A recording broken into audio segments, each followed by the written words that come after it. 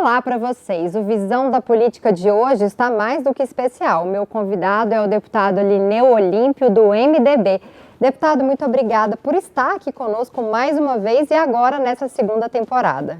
Eu que agradeço, a oportunidade. É muito bom nós podermos estar sempre aqui conversando com você, que tem um conhecimento da política goiana muito grande. E quando nós falamos de poder participar do programa, é bom que a gente leva mais esclarecimento, mais ideias e também a oportunidade de uma prestação de conta do nosso mandato aqui na Assembleia Legislativa. E é justamente sobre isso que é o programa de hoje. A gente vai falar sobre o mandato do deputado. Mas para ele chegar aqui nessa Casa de Leis, ele trilhou toda uma trajetória e a gente vai acompanhar agora no VT. Em 2004, Lineu Olímpio, engenheiro civil, entrou para a política ao se candidatar à Prefeitura de Jaraguá, quando foi eleito e posteriormente reeleito prefeito da cidade. Lineu governou o município de 2005 até 2012. Foi presidente do Conselho e da Federação Goiana dos Municípios, a FGM, e diretor da Agência Goiana dos Municípios, a AGM.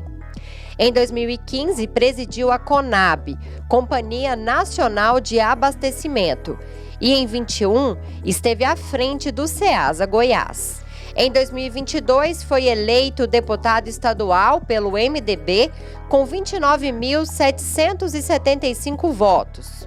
Ao ocupar uma cadeira no parlamento, Lineu Olímpio tem atuado com foco no fortalecimento dos municípios, defendendo políticas municipalistas que promovam a valorização e o desenvolvimento das cidades goianas, através da destinação de recursos e também apoiando as gestões locais para que os prefeitos tenham mais autonomia. O parlamentar preside a Comissão de Minas e Energia, na qual se utiliza de sua experiência técnica para conduzir debates e políticas públicas para o desenvolvimento sustentável destes setores. Lineu é vice-presidente da Comissão de Serviços e Obras Públicas, acompanhando os projetos de infraestrutura do Estado. Lineu é o vice-presidente e corregedor do segundo biênio 2025-2026 da 20ª Legislatura da Assembleia Legislativa de Goiás.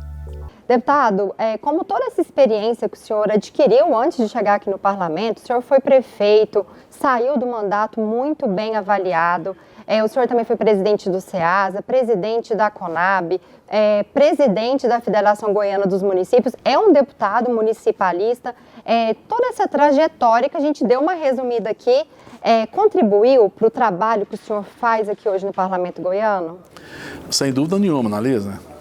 Eu acho que isso nos dá a condição de poder receber aqui na Assembleia, nos gabinetes que nós temos aqui no estado de Goiás, em vários municípios goianos e aqui na Casa de Leis, a sensibilidade de poder receber o prefeito, receber os vereadores, receber a liderança que sai lá do interior buscando a solução para os seus municípios. Como eu passei por essa atividade durante anos como secretário municipal, como prefeito, ocupando alguns cargos, isso mostra que nós conseguimos colocar tudo isso em pauta quando nós fomos buscar a oportunidade de estar representando Goiás aqui na Assembleia Legislativa. Então, eu sempre falo com muito zelo e com muito cuidado. A liderança que sai do interior, que vem aqui falar com o parlamentar, que busca nas secretarias a condição de esclarecer, de solucionar os problemas que tem no seu município, ele tem que ser respeitado de uma maneira muito especial, porque ele está fazendo a atividade parlamentar e é essa função que nos engrandece e que engrandece o Poder Legislativo aqui no estado de Goiás. Deputado, se o senhor pudesse dar um conselho para um jovem, a gente está tendo um projeto aqui na casa, deputados e deputadas do futuro, e algumas dessas crianças que estão vindo falam que têm um sonho de ser deputados, de ser prefeitos. O senhor daria um conselho de, antes de ir para a vida pública, estudar e se aperfeiçoar em várias áreas, como o senhor fez? A vocação política, ela não é de formação acadêmica, ela acaba sendo uma questão de sentimento, de coração, do poder servir. Eu sempre falo isso de uma maneira muito especial. Agora, quando nós falamos que a pessoa tem um sonho, eu costumo dizer uma palavra que o prefeito de Jaraguá, Paulo Vitor, sempre coloca. Sonhar é sonhar em ir a diesel, sonhar de ter um carro, fazer isso, aquilo. Política não é sonho. Política é um projeto que você tem que dedicar muito. Política é doação. Política é fazer com que as pessoas que necessitam, que o procuram, tenham que sentir em você a representatividade quando você foi até ele buscar o voto e apresentar um projeto para exercer. Por isso que eu falo, esse projeto aqui na Assembleia, ele é muito importante para todos nós, porque os jovens que participam estão hoje dando exemplo para todos nós, né, que têm vocação política e apresentam projetos importantes. Nosso gabinete já aproveitou alguns projetos desses jovens que estão aqui no parlamento para que nós pudéssemos apresentar na casa e ser aprovado. E alguns deles já foram aprovados e estão atuando hoje com sucesso aqui no estado de Goiás. Deputado, sobre a comissão que o senhor preside, o senhor é presidente da Comissão de Minas e Energia já pela segunda vez, né? O senhor presidiu no primeiro biênio e agora também estará à frente até 2026. O que aconteceu de mais importante de todos os projetos aprovados, de tantas visitas que o senhor fez em relação a essa comissão? O que o senhor acha que foi mais importante no primeiro biênio e quais são os planejamentos aí para esses próximos 2 anos?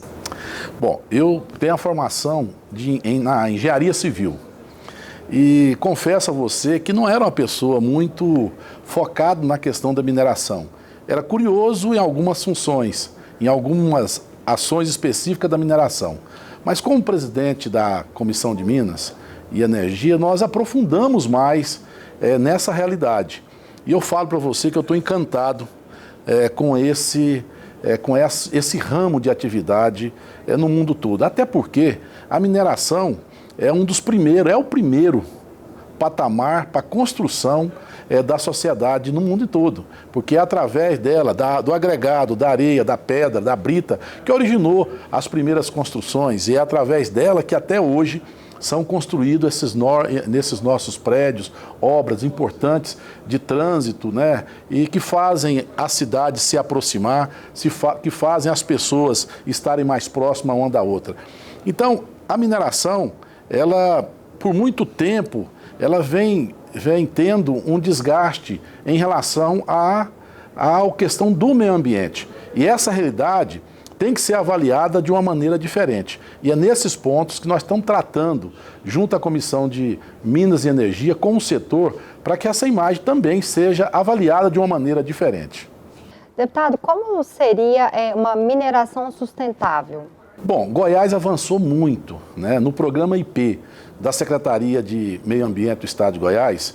Ele aproxima e facilita, dentro de uma vigilância muito grande, dentro de um acompanhamento não apenas presencial, mas espacial do que acontece no Estado instantaneamente. Isso dá a Goiás uma busca de uma sustentabilidade muito grande no setor mineral e ambiental. Por quê? Porque nós também não podemos deixar de ter crescimento econômico, né, se nós não tivermos também uma sustentabilidade ambiental. Então é nessa linha que Goiás tem se posicionado e tem destacado a nível nacional pelos avanços que ele tem tido em relação ao meio ambiente.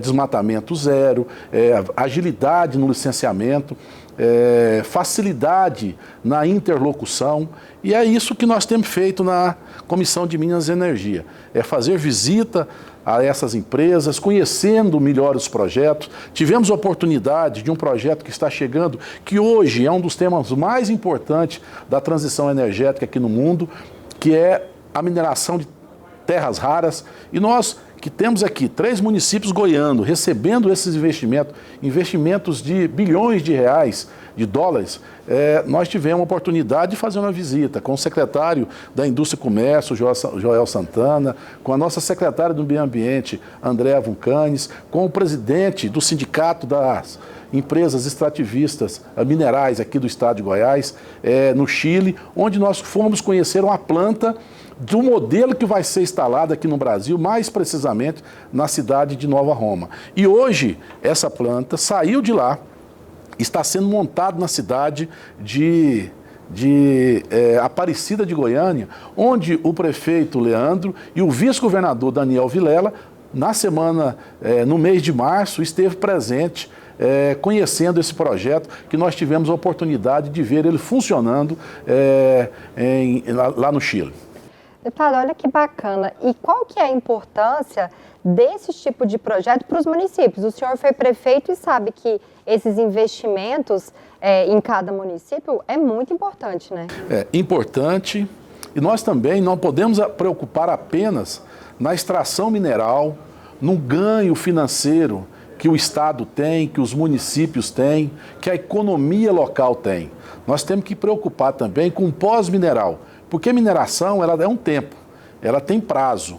Então, quando termina esse produto, qual a maneira de continuar o desenvolvimento daquela cidade? Qual a preocupação que esses grandes investimentos que chegaram ali na cidade, que transformam a população de 5 para 10 mil habitantes no período dessa exploração, pode causar com o seu fechamento, com o fim das suas jazidas? Então, é nessa linha também que a Comissão de Minas e Energia tem discutido, né, com as empresas, com o sindicato, com o governo, com os nossos parlamentares, de modo que a gente tenha a preocupação ambiental, o crescimento econômico, o cuidado com as pessoas e também com a situação financeira do município minerador. São situações geral, são situações que nós temos que pontuá-las de maneira que amanhã nós não tenhamos uma surpresa, como tivemos aqui em Minaçu. E hoje Minaçu recupera a sua potencialidade mineral também com um mineral que é terras raras ali no seu município. Então tem que ter realmente todo um planejamento, né? Até pela questão de emprego e renda, né? Porque quando essas indústrias minerais saem, esses trabalhadores precisam se adequar em outros espaços. Então, são muitas preocupações. E é nessa linha que nós temos buscado essa harmonia, porque fazendo a exploração mineral, temos que também preocupar na sustentabilidade econômica pós-mineração desses nossos municípios. E é nessa linha que nós temos atuado, buscando junto ao governo, junto à área da Secretaria do Meio Ambiente, nos programas socioeconômicos, tendo a garantia que esses municípios e também os seus munícipes têm a condição de continuar uma vida segura, com desenvolvimento pós-mineral, né? No término das suas jazidas. Porque, como eu repeti novamente, mineração tem prazo de validade. Terminou aquele minério naquela região, as empresas vão embora e deixam ali toda uma situação que o município perde receita e com isso diminui a qualidade de vida, porque o município não tem a condição de manter. Por isso que é necessário você ter um projeto de sustentabilidade, buscar investimento na área do turismo, buscar uma sustentação maior na área de comércios diferenciados, que trouxe movimento para aquela cidade, tendo um planejamento para que isso não possa impactar negativamente no município e também aqui no estado de Goiás. Deputado, agora falando um pouco de energia solar. A gente teve uma polêmica aí com uma possível taxação da energia solar. Eu lembro que o senhor entrou nessa articulação, o vice-governador Daniel Vilela também. Conta pra gente como é que está essa situação. E esse foi um projeto votado por nós aqui na casa. Nós discutimos isso com o nosso líder de governo na época, que teve, por parte do nosso secretário de Economia, uma pontuação, né, do qual era uma regularização interna para adequar uma lei federal. De fato, eu quero aqui parabenizar, né, a iniciativa da Federação da Geração Distribuída aqui do estado de Goiás, né, que eles movimentaram, tiveram aqui conosco, tivemos várias reuniões, levamos essa demanda para o governador Ronaldo Caiado, para o vice-governador Daniel Vilela, e essa repercussão fez com que o governador também, consciente da necessidade de continuar apoiando a energia fotovoltaica aqui no estado de Goiás, tivesse a sensibilidade de encaminhar uma ação junto ao Conselho Fazendário Nacional, pedindo que Goiás não fosse necessária a cobrança desse ICMS. E assim foi feito, ganhamos uma cautelar e isso fez com que o Estado deixasse de cobrar essa diferença em relação ao consumo e o que sobra da energia que tantos e tantos famílias e pequenas empresas têm aqui no estado de Goiás. Agora, para o nosso público entender o que de fato muda na vida deles. Às vezes, quando a gente fala de isenção fiscal, algumas pessoas ficam preocupadas. Mas vai deixar de arrecadar? Isso não vai impactar em outras áreas? Fala da importância da isenção fiscal para energia fotovoltaica. Tudo que é novo, que nós não conhecemos e que representa avanços tecnológicos e avanço também para a qualidade de vida, geralmente o governo procura de dar uma isenção para que as empresas possam fazer investimento e trazer essas tecnologias novas para o estado, para o município e para o seu país. E é nessa linha de atuação que nós buscamos um entendimento para acontecer isso também aqui no estado de Goiás. Então, é uma regulamentação federal? Mas o Estado pode abrir mão de algumas receitas que não impactam tanto na sua vida e no seu orçamento. E foi nessa linha que o governo de Goiás teve essa atuação e decidiu nesse encaminhamento, dando condição para que os investimentos continuem chegando aqui no estado de Goiás, que, por sinal, Goiás está sendo referência em crescimento de energia renováveis aqui no país. Pelo seu posicionamento, pelo planalto central, plano e alto, pelo volume de solar que tem, pela quantidade das ventanias aqui na nossa região, e também pela facilidade de distribuição de redes que aqui produzindo chega a tantas localidades do nosso país. Detalhe agora falando um pouco de cultura. Jaraguá é uma cidade que tem muita cultura. Tive a oportunidade de fazer matéria lá 2 vezes nas Cavalhadas. O senhor apresentou também outras belezas de Jaraguá. Fala um pouco para a gente da cultura daquela cidade. Bom, eu não vou pontuar apenas a cidade de Jaraguá em relação a tanto fervor religioso e cultural que nossa cidade tem, mas tantas outras cidades. Nós podemos citar aqui o Circuito das Cavalhadas, que hoje contempla 15 cidades. E não é cidade, é a região. Quando acontece a cavalhada na cidade de Jaraguá, é a região ali no raio de 50 quilômetros. São pessoas que vêm de Brasília, vêm de outros estados, aqui da capital, porque apreciam aquela encenação e vão conhecer de perto como funciona essa realidade da nossa cidade. Mas tantas outras cidades também que têm essa vocação cultural que tem que ser preservada. E aí eu tenho que parabenizar a nossa secretária Yara Nunes, parabenizar o César Moro, tanto da retomada como da cultura, a questão da posição firme da nossa primeira-dama, Dona Gracinha, do governador Ronaldo Caiado, de decidir as ações de governo no planejamento para a preservação e dar sustentabilidade para a realização dessas festas tradicionais.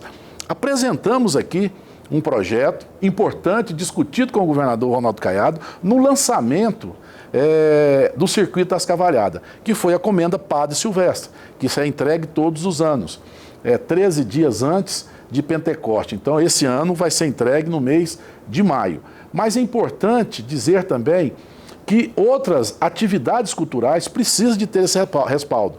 Nós apresentamos agora um novo projeto aqui, que é o Circuito das Folias, aqui no estado de Goiás, e festas adjacentes. São festas ligadas a essa preservação cultural que fazem com que pessoas da origem simples, mas também de grande repercussão na cidade tenha uma união na relação cultural, na relação religiosa, na preservação dessas encenações e dessa prática aqui no Estado de Goiás. Então, apresentamos esse projeto, eu tenho certeza que nós teremos a sua aprovação, a sanção do nosso governador e a sustentabilidade por parte de emendas parlamentares, mas também por parte de programa de governo, para que a gente possa levar e dar condições para que essas festividades ampliem ainda mais aqui no Estado de Goiás.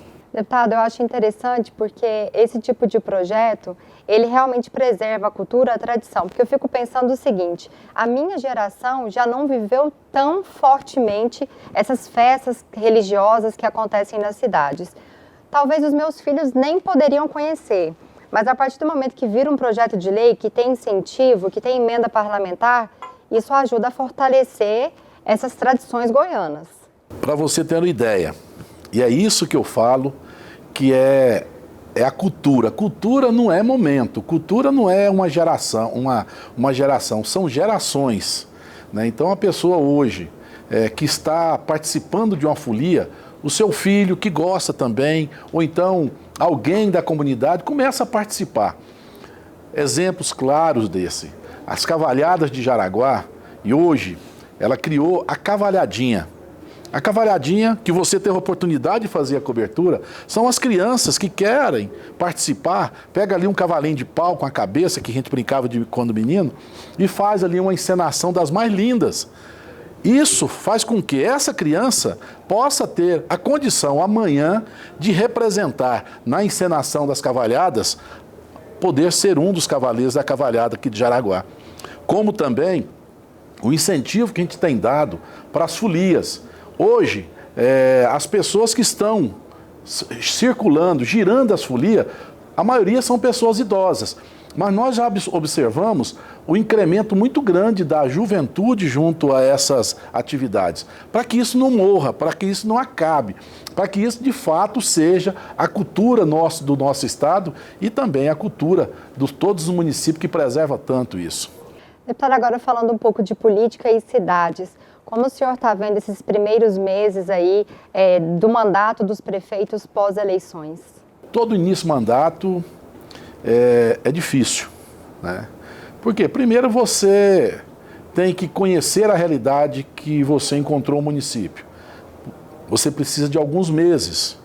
Você precisa, por mais planejado que você tenha feito no início da campanha, quando você senta na cadeira, a realidade é outra. O seu planejamento não acontece do jeitinho que você imaginou de fazer. Então é preciso ter serenidade, é preciso ter harmonia entre os poderes, é preciso ter o entendimento da comunidade. Porque o sucesso de uma administração, ela está na sua composição com a comunidade e com o setor político e empresarial, mas acima de tudo, num desejo de fazer uma grande gestão, respeitando os limites, respeitando a lei, preservando a seriedade e ter um governo de transparência. Então, nessa linha, eu tenho observado vários prefeitos que chegaram atuando e tendo essa preocupação. É claro que tem alguns municípios com uma desordem financeira muito grande. Nós nunca tivemos, na história da Assembleia, tantos pedidos de calamidade pública e financeira nos seus municípios. Por quê? Porque isso é o resultado de uma gestão anterior, sem responsabilidade, sem compromisso, né? e sem transparência. Quando o prefeito entra, leva um susto que não houve uma transição competente. Então, o que eu sempre falo é o seguinte: inicie devagar, com o pé no freio, observa primeiro, sente as receitas. A receita do município, ela começa no início do mandato, no início do ano, elevando-se. Quando chega ali no meio, começa a estabilizar. Depois, no segundo semestre, ela tem uma queda. É muito sazonal a questão da receita, porque você depende dos repasses de ICMS, você depende de repasse de imposto de renda, de imposto do industrial. Então isso compõe a receita básica dos municípios, que é a maioria, os pequenos municípios. Os grandes municípios, médio município, já têm uma arrecadação própria, né, através dos serviços prestados. E aí ele tem uma condição melhor de gerenciar essa receita. Caso contrário, os municípios menores precisam de ter atenção muito grande no que está acontecendo no país, na receita federal, na receita estadual, para que ele não possa comprometer a sua realidade no seu município. E lembrando que o prefeito de primeiro mandato, ele entra com o planejamento do governo anterior, né? Que foi votado o orçamento antes. Sem contar isso, né? E geralmente é no período ali da eleição a votação do orçamento, né? E muitas vezes passa a eleição, o resultado já saiu e consegue ainda não ter votado o orçamento, consegue alterar, diminuir, travar uma administração futura. Então, de fato, ainda nós temos gestores que pensam dessa maneira, quanto pior, o melhor para o próximo, para o seu sucessor. Deputado, e qual é a opinião do senhor? Está nessa reforma eleitoral que está tramitando no Congresso, um dos pontos dela fala para acabar com a reeleição e deixar um mandato para o Executivo de 5 anos. Qual é a opinião do senhor? Eu sempre fui favorável a esse modelo. Desde a época da discussão lá atrás, com José Sarney ainda, que vem essa discussão gerando mudanças. Teve uma época que foi votado para ter a coincidência de mandato, estendeu o mandato de prefeito de 4 para 6 anos, logo em seguida modificou novamente. Então, os 5 anos de mandato, eu falo também de experiência própria. 8 anos de mandato, você chega no final, você também cansa, né? A assessoria cansa. E é preciso uma renovação. A renovação é uma prática importante na política. Quando está indo tudo bem, é normal o reconhecimento e também a dar a continuidade dentro de um processo administrativo. Mas eu acho que um período de 5 anos é um período que você tem no primeiro ano a condição de organizar as finanças, lá no segundo ano você, com as finanças organizadas, começar a planejar uma nova administração e também no terceiro, quarto e quinto ano fazer as entregas. É o que nós temos observado aqui em Goiás com o governador Ronaldo Caiado. Pegou um estado totalmente conturbado financeiramente, entrou com uma austeridade fiscal, com controle, com zelo, com transparência, muito duro, muitas vezes interpretado, mas necessário para você conseguir equilibrar as contas. Hoje nós temos um Estado com a situação das melhores, reconhecida nacionalmente pela número 1 em gestão financeira, em tantas outras áreas, reconhecido nacionalmente pela qualidade que o governo tem praticado no seu dia a dia. Então, são essas ações que nós temos que espelhar. Tem que espelhar em bons resultados e em bons gestores. E nós temos um aqui, que é o governador, que pode nos dar a condição também de espelhar no seu governo para realizar tantas obras e ter a condição de ter um Estado equilibrado financeiramente. E como é que está o planejamento para esses 2 anos, né, aí de mandato? E lembrando também que a gente está em 2025, 2026 já é ano de eleição, no caso do senhor de reeleição. Começa a planejar desde agora? É isso. Por isso a necessidade de nós unificarmos a questão do mandato. Eu não vejo nenhuma dificuldade de você fazer votação para vereador, para prefeito, vice-prefeito, prefeito, deputado estadual, deputado federal, senador, presidente da República. Eu acho que é muito tranquilo fazer essa votação. Nós temos um sistema eletrônico, nós temos uma formação de orientação durante uma campanha que dá condição do eleitor poder fazer a votação unificando os pleitos aqui no Brasil. Nós saímos de uma eleição. No ano passado, já começamos a planejar uma eleição para o próximo ano. Então, você tem que ter uma tranquilidade também para fazer a gestão, também fazer um trabalho parlamentar com mais tempo. E é isso que o mandato de 5 anos teria condição, de fato, de ser um período melhor, principalmente para a questão do executivo. As pessoas pensam que se não está no seu ano de eleição, você não trabalha. Mas os deputados apoiam vários vereadores e prefeitos e trabalham muito durante as eleições, né? Não, e não é só isso, né? O pessoal fala assim, o deputado, vereador, está de férias. Na realidade, num período em que a gente coloca como paralisação das atividades de plenário aqui na Assembleia Legislativa, não significa que nós estamos paralisados também, não. Pelo contrário, aumenta mais o nosso compromisso e a responsabilidade de visitar as nossas bases, visitar povoados, visitar os municípios, participar de festas que no período de julho, período de dezembro, são muitas as festas aqui no estado de Goiás principalmente. E é nesse período que nós fazemos essa visita, o contato com a liderança, o contato com a população, isso nos dá a condição de ter uma representatividade maior e melhor aqui na Assembleia Legislativa. Deputado, para a gente finalizar, qual é a sua visão da política? Repito essa pergunta novamente. Bom, eu falo mais uma vez, né? Política é paixão, política é doação, política é ter poder para poder fazer o bem. Então, quem tem um bom coração, tendo poder, ele vai poder ajudar muitas pessoas, poder fazer uma diferença com o seu mandato. Quem tem poder e não tem um bom coração, é uma passagem rápida, mas ele pode perseguir, maltratar, judiar, humilhar. Então, poder, é por isso que poder é dado, né? E quando Deus nos dá a permissão de tê-lo, é porque nós precisamos agir com o coração, com a razão, mas acima de tudo, com o espírito de doação. E é nessa linha que nós atuamos e é nessa linha que nós conduzimos o trabalho aqui na Assembleia Legislativa. E para quem quiser acompanhar o mandato do senhor, quais são as redes sociais?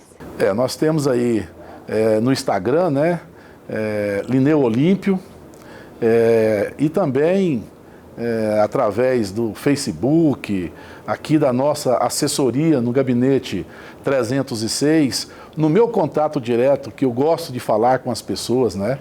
Então, o mandato é de vocês, nós estamos aqui apenas representando essa autoridade que a nós foi dada, para que a gente possa representá-los aqui. E a representatividade é tão grande que nós temos para representar 7 milhões de habitantes do estado de Goiás, mais de 7 milhões, 41 deputados aqui na Assembleia Legislativa. E quero deixar aqui um agradecimento muito especial, né, porque a vocês da TV Alego, né, da Agência de Notícia, né, e também na parceria com a TV Brasil Central, a facilidade que foi dada à população goiana de nos acompanhar, de ver o nosso trabalho, de fazer as suas críticas, de dar as suas sugestões, de aproximar a comunidade da Assembleia Legislativa. Sou muito feliz de estar nessa 20ª legislatura, tendo a condição de, como parlamentar, contribuir para o desenvolvimento, pelo equilíbrio e também pela sustentabilidade do estado de Goiás. Deputado, muito obrigada. Eu que agradeço a vocês. Um grande abraço. O Visão da Política de hoje fica por aqui, mas eu convido vocês para continuar acompanhando a programação da TV Assembleia Legislativa e até mais.